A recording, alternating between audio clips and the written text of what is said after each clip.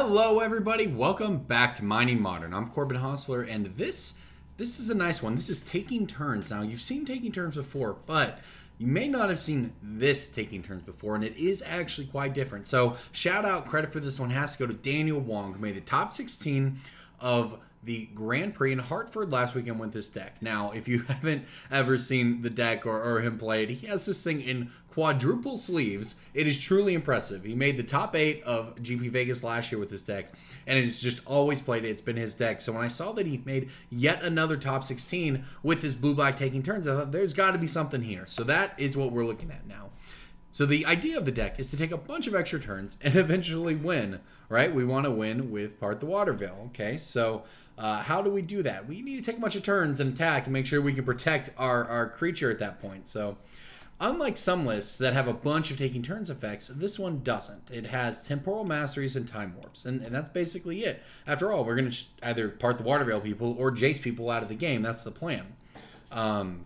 So what it does is enable, in order to get to those things, it doesn't just rush to them. It has removal, actual ways to interact. So what we have then is we have the sort of the backbone of the deck, the 2 Howling Mines and 4 Dictated Kruphixes. We're going to draw multiple cards a turn. That way, when we play a Time Warp, essentially means take another turn, draw 2 cards, which leads into more extra turns, on. And as long as you're just taking turns with Jason play, you're getting ahead, you're winning games. Now, Exhaustion acts as a virtual turn. Your opponent doesn't get untap anything, they can't really do anything, right? Gigadrowse, for instance. Gigadrowse can tap a bunch of permanents. You can tap lands, you can tap creatures, you can tap whatever you need so you don't die. It does a lot of work in the deck and again protects your Jace.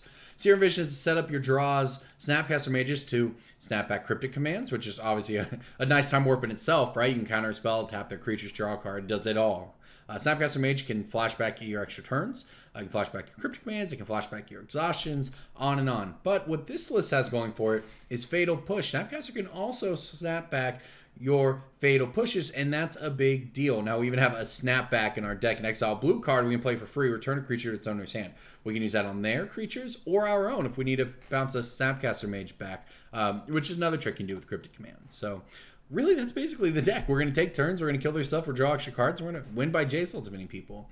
Now, this deck is black, and that is a big deal, and that is honestly a huge difference. One, we don't play as many just basic islands. There's still plenty of islands, so something like Choke will still get you, but we get to play Drowned Catacombs, Sunken Hollow, Temple of Deceit, even all these blue-black cards for the Fatal Pushes and the Collective Brutality in the main deck. But in the sideboard, that's where it gets good. We have a bunch of black sideboard cards. Look at this. We have Thoughtseizes and Surgical Extractions when we need to interact with a graveyard or with combo. Collective Brutality for burn. Hercule's Recall for affinity. Even have a Tassiger. We want to go grind people out with this. That's a great way to do it. Chalice of the Void is good against so many decks in Modern, to be honest. You slam it on one and go on. Engineered Explosives, again, can clean up the things you need to do. And that's what this deck has going for. By being blue and black, you just have so much more flexibility. The mono blue version of turns, I love it, but it's very straightforward, and when your straightforward playing gets disrupted, it's really hard for you to win, whereas this has a lot more play, and we can even board into Thing in the Eyes, which is a nice alternate win condition.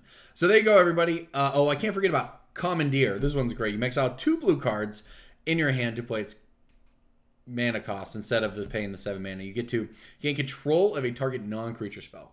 Pretty good. Pretty good. It's pretty awesome, to be honest. You get to choose new targets for the spell, on and on. So that's the deck, everybody. Daniel Wong, top 16 GP Hartford with blue-black Taking Turns. Let's give it a shot on Mining Modern. I'm Corbin Hostler, and thank you for watching.